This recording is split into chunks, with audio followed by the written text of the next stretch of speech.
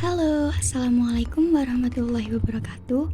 Jadi di sini kami akan membahas tentang penelitian kuantitatif.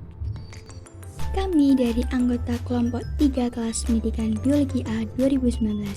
Yang pertama ada Widiana Zuhratunisa, yang kedua ada Esa Fitriana, lalu yang ketiga ada Hilda Anggraini, dan yang keempat ada Fitriana Rudianto Putri.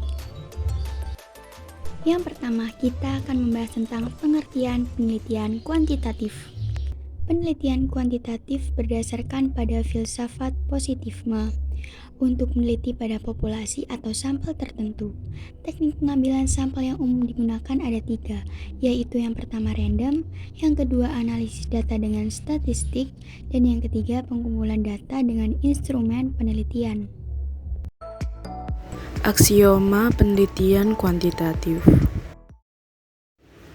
Dalam aksioma sendiri terdapat 5 poin penting. Yang pertama adalah sifat realistis. Sifat realistis ini dapat diartikan sebagai sesuatu yang konkret, dapat diamati dengan panca indera, dapat dikategorikan menurut jenis, bentuk, warna, dan perilaku, serta tidak berubah dan dapat diverifikasi.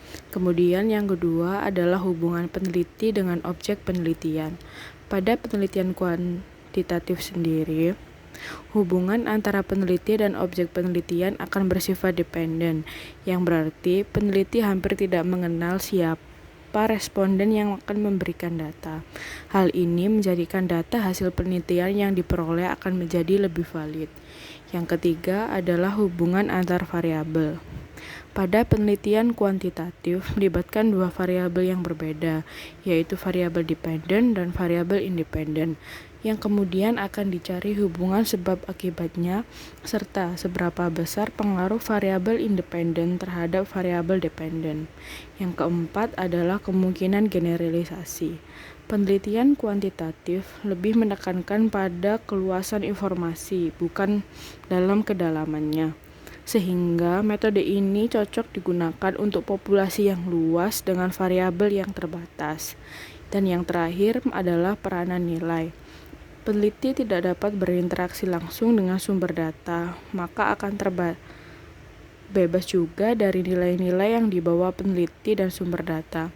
Karena ingin bebas nilai, maka peneliti menjaga jarak dengan sumber data supaya data yang diperoleh menjadi lebih objektif. Karakteristik. Dalam penelitian kuantitatif terdapat 7 karakteristik. Yang pertama adalah tujuan, untuk menguji teori, menunjukkan hubungan antar variabel, dan mencari generalisasi yang mempunyai nilai prediktif.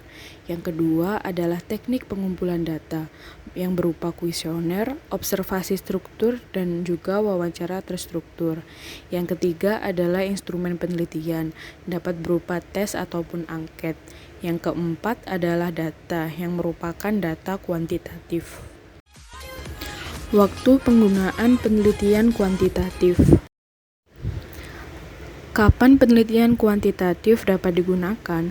Ada beberapa poin yang dapat kita lihat sebagai berikut. Yang pertama adalah saat masalah yang didapatkan merupakan titik tolak penelitian sudah sangat jelas. Kemudian yang kedua adalah apabila peneliti menginginkan untuk mendapatkan informasi yang lebih luas dari suatu populasi yang akan diteliti. Informasi yang didapatkan akan lebih luas akan tetapi tidak secara mendalam. Yang ketiga adalah ketika peneliti ingin mengujikan hipotesis penelitian. Keempat, ketika peneliti ingin mendapatkan data yang akurat berdasarkan pada fenomena empiris yang diukur. Dan yang terakhir adalah ketika peneliti ingin menguji terhadap keraguan tentang validitas atau pengetahuan dari suatu teori. Yang kelima, di sini akan membahas mengenai proses penelitian kuantitatif. Pada proses penelitian kuantitatif yang ada pada gambar bagian tersebut menjelaskan bahwa yang pertama berawal dari kita menemukan adanya masalah dan juga sumber masalah, di mana masalah tersebut ada yang bersifat empiris dan ada juga yang bersifat teoritis. Setelah menemukan masalah beserta sumber masalahnya, selanjutnya kita mengidentifikasi adanya masalah tersebut.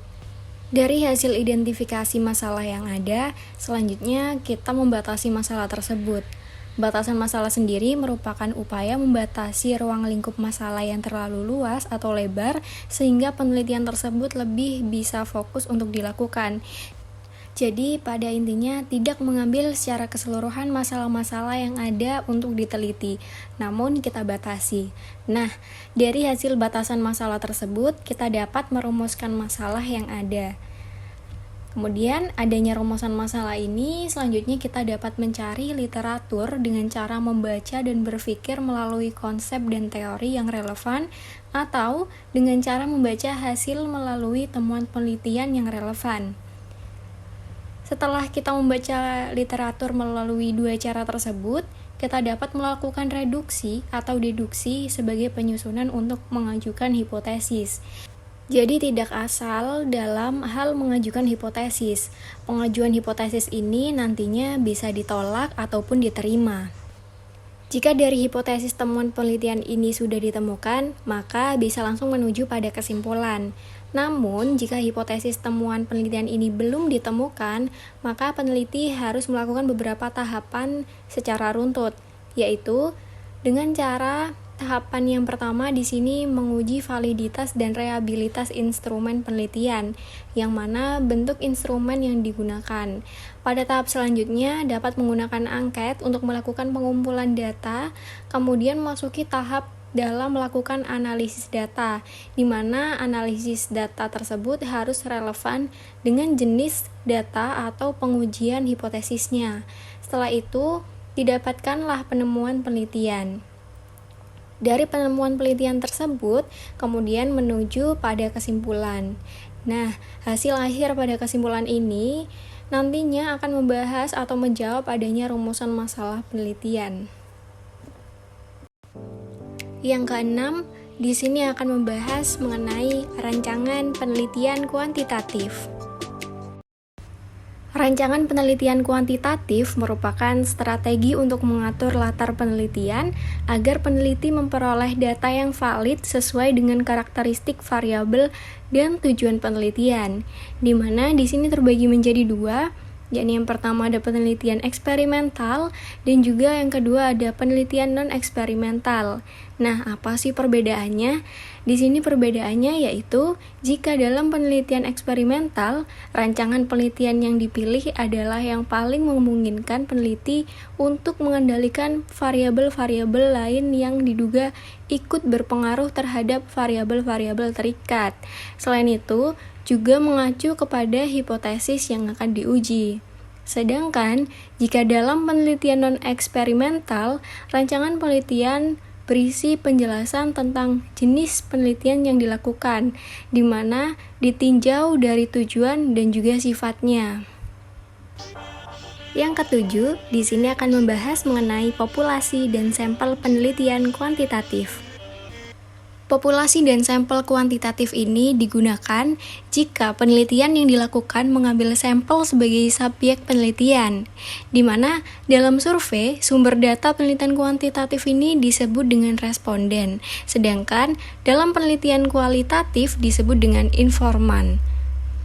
Adapun karakteristik populasi penelitian perlu diberikan agar besarnya sampel dan cara pengambilannya dapat ditentukan secara tepat. Tujuannya apa? Tujuannya agar sampel yang dipilih benar-benar representatif. Maksudnya dalam artian dapat mencerminkan keadaan populasinya secara cermat. Selain itu, jika keadaan sampel semakin berbeda dengan karakteristik populasinya, maka akan semakin besar kemungkinan kekeliruan dalam menggeneralisir.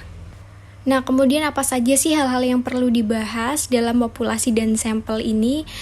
Di sini hal-hal yang perlu dibahas dalam populasi dan sampel, di mana antara lain sebagai berikut seperti yang pertama, identifikasi dan batasan-batasan tentang populasi atau subjek penelitian. Yang kedua, prosedur dan teknik pengambilan sampel. Dan yang terakhir, ketiga, yaitu besarnya sampel. Yang kedelapan yaitu instrumen pengumpulan data. terdapat dua hal utama yang mempengaruhi kualitas data hasil penelitian, yaitu kualitas instrumen penelitian dan kualitas pengumpulan data. Dalam penelitian kuantitatif, kualitas instrumen penelitian berkenaan dengan validitas dan reliabilitas instrumen, dan kualitas pengumpulan data berkenaan dengan ketepatan teknik atau cara-cara yang digunakan untuk mengumpulkan data. Yang kesembilan yaitu teknik pengumpulan data.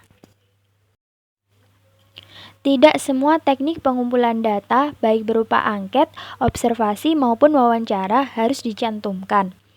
Karena setiap teknik pengumpulan data yang dicantumkan harus disertai dengan datanya.